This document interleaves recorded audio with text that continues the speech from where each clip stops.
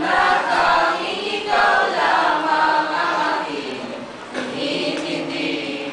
Natatalip pa sa aking alaala, pangako mong mananatili ka. Kaya't pag-isip ko'y naiwan ang pusong ito na ngayon'y itinabiti. Di mo na mababawi, iniwan sakit sa mga salitang binitiwan mo. Hindi ba't ikaw na rin ang nasasya, nagtataka siyang unang umiwas? Bakit nga ba ako iyong pinaasa?